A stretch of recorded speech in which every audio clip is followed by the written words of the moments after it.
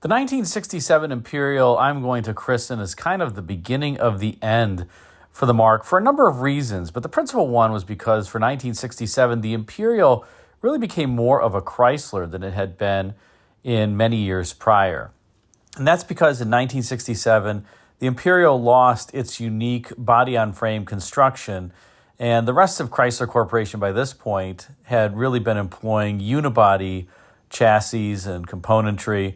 And Imperial had preserved its body-on-frame architecture all the way through to 1966. But for 1967, Chrysler Corporation decided that Imperial needed to share the unibody structure with the rest of the Marks, along with the torsion bar suspension up front and the leaf springs out back. So this was kind of the start of Imperial really becoming more of a tarted-up Chrysler than its own brand. And that would continue, particularly when the new Imperial would come out for 1969. That would be even more of a dressed-up Chrysler, this 1967 variant. Now, despite the Imperial's unibody construction, the amazing thing about this car is that it still weighed 5,230 pounds. That is the curb weight. This was a porker and a portly car at that, with lots of avoir du poids, if you will. It amazingly was not all that slow, given that it had a 350 horsepower, 440 cubic inch premium fuel V8 underhood, but more on that in a second. Let's talk a little bit more about the history of the styling when it comes to this 1967 Imperial.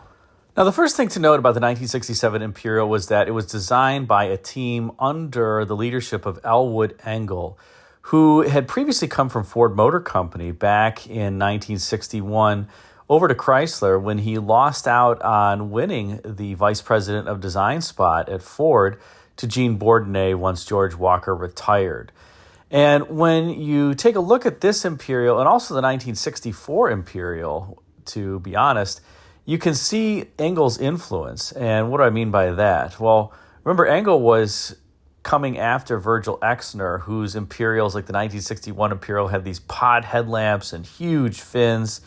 Engel had a very different design philosophy, and he was one of the design leaders on the 1961 Continental, this beautifully done car that had very flat fenders, very flat quarters, a little check in the belt, and plain sides, but just perfect execution all the way around. And now, when you take a look at this 1967 Imperial, you kind of see that influence here, right? You have flat fenders, relatively flat quarters. You have a bit of that Continental roofline as well. What do I mean by that? Where the C-pillar and the A-pillar are pretty inset from the maximum width point of the car. You get that little shoulder in between the glass plane and the outer edge of the door. That was something that the 61 Continental really brought to the market that hadn't been done on many cars before that. And so the Imperial that you see here is really styled in the vein of the 1961 Continental. It makes perfect sense because, as I said, one of the design leaders of the 61 Continental was the leader of Chrysler design during this particular time frame. The other interesting thing from a styling perspective on the 67 Imperial is that it's neither revolutionary nor, let's say, super conservative. It's just tasteful, and I suspect that the stylists were trying to make a car that would appeal to more individuals, broaden its market appeal, and I think that that's what happened for 1967. The designers tried to broaden its appeal. I mean, especially after cars like the 61 Imperial that, I love them, but not everybody would.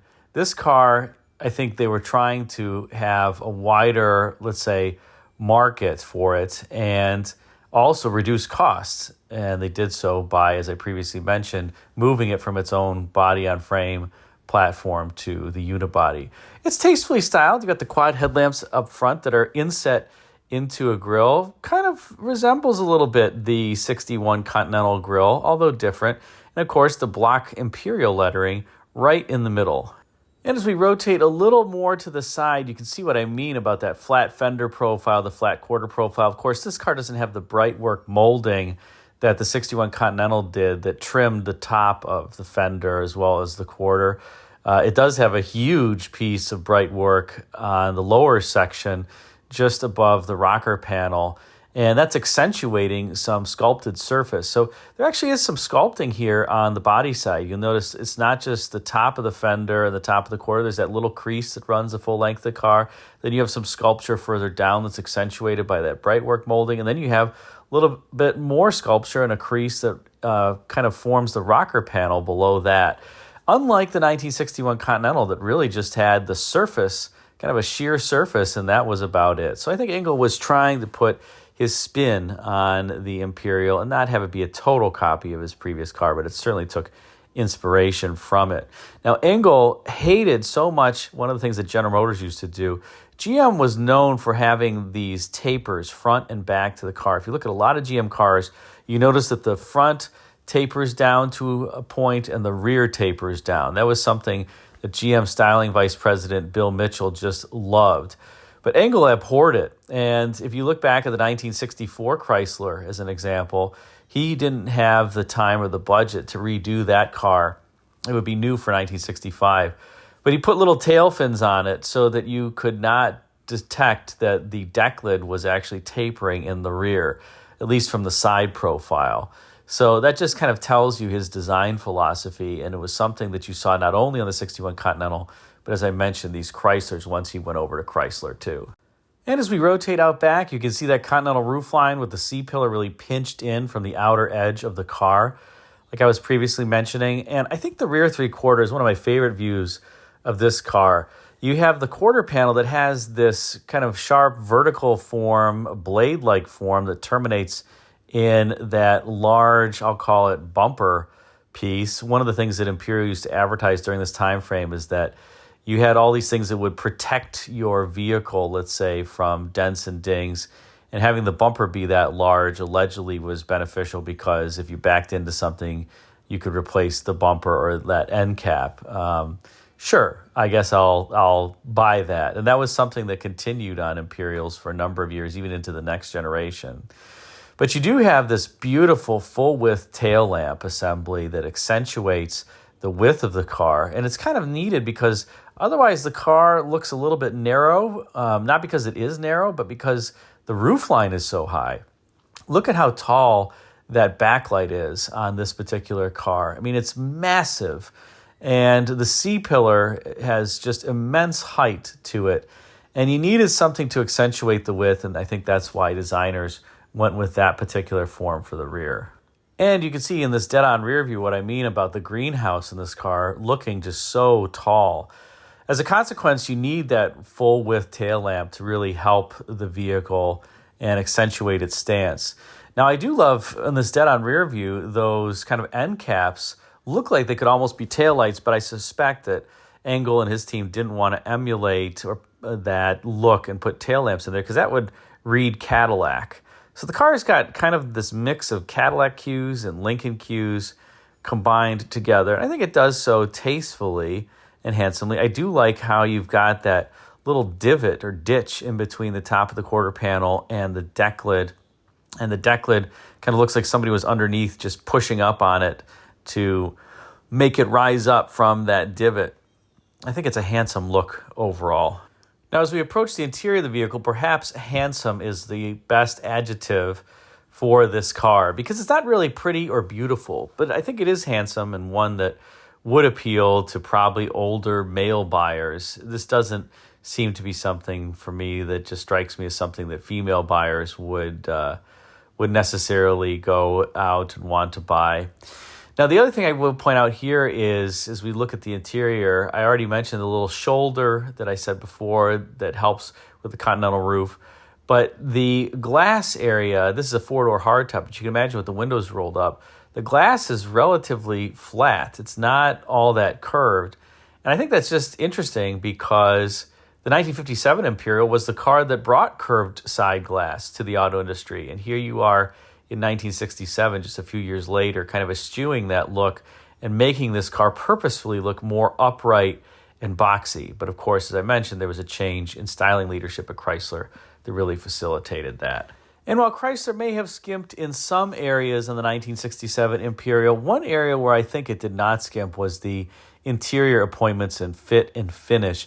You had this beautiful mixture of wood and leather and cloth in different places. I mean, look at that gorgeous instrument panel there. That is real wood, and I like how the instrument panel doesn't necessarily flow into the door, but portions of it do. Take a look there at the extreme end of the passenger side. You can see the wood kind of flowing from the IP down into the door panel where the power switches are for the various accessories like the power windows and power locks and power seat.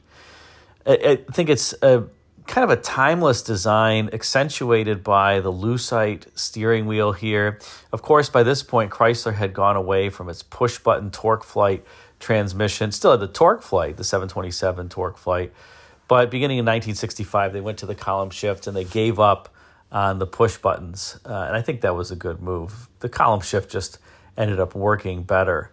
And you had this horizontal speedometer with the needle that would sweep from the inverse direction, from the top down, unlike some others, and a full complement of gauges, as well as you notice the radio here was behind a hidden panel. The hidden panel is open in this particular photo, but we'll take a look at it and you can see what it would look like closed in this photo. So not only could you close the panel for the radio, you could close it for the ashtray. You obviously had the glove box, etc. So you have these, I'll call them hidden panels here behind the instrument panel face. And I thought that was just a tasteful way to execute this so that you could see the beautiful wood in the normal, let's say, light and operations. And if you wanted to employ any of those, you just open the door and it would reveal itself. So kind of a neat feature that you don't really see on cars today. The radios are always exposed along with the HVAC controls, but not so in the 67 Imperial. And one last photo of the interior. The seating and appointments here were just fantastic. You can see the brocade and the leather mixing. This green is a great color on this car too. And the detailing from the casket handle door pulls with the wood behind them to the rear armrest pole that's made out of metal. The front seats have individual adjustable armrests. I think it's just a fantastically done interior and certainly expensive. I guess Chrysler spent their money here. And these Imperials really did drive better than the rest of the Chryslers. I will say, having owned a number of Chrysler products, there's a distinctive step up between Chrysler, even the top of the line vehicles like the New Yorker and the Imperial. The Imperials have more sound deadening. In some cases, they have completely different front suspensions and cradles, and it really worked. It made the cars much quieter and more refined. I kept my 72 Imperial because I think it's quiet and refined, and compared to my 72 New Yorker, the New Yorker was significantly louder on the inside. They both had the great 440 cubic inch V8 under hood, but the Imperial was just so much better of a drive. It had so much better quality, I think, control, especially during an era where Chrysler wasn't necessarily known for quality. In fact, Chrysler really wasn't known for quality for quite some time, all the way back, starting with 1957, I would say. They had issues with quality, and that was one of the things that kind of continually plagued them on and off over the years. Now, as I previously mentioned, there was one engine under hood in the Imperial. That was a 350 horsepower, high compression, 440 cubic inch V8 that you see here that could push this Imperial from 0 to 60 in about 9 seconds. That doesn't sound like a lot, but the engine has a ton of torque, and 9 seconds for a 5,200-pound car back then, you know what, that was pretty good. I mean, these 440s sound good, and they have good power. You are not wanting for power. I've always been impressed by the 440, and the 727 torque flight is just wonderfully smooth. It's a great engine and transmission combination that I think most Imperial buyers were probably happy with. You can also see in this photo the Chrysler V-twin air conditioning compressor for the air temp system. The air conditioning in these was very, very cold. Interesting that Chrysler employed that different setup. They're the only one that I can think of that had a V-twin style air conditioning compressor. Ford would use the Tecumseh York kind of inline two-cylinder compressor, if you will, and then General Motors would employ a 6-piston A6 compressor. But these Chrysler air temp setups were excellent, and you certainly could freeze yourself out if you so desired. So that's a little bit of the history of the 67 Imperial. What do you think? Would you have been a buyer of this car, or would you have gone for something else, the Cadillac or the Lincoln? or just kept your Imperial from a few years prior? Put a comment in the comment section and let me know. Thanks again for watching.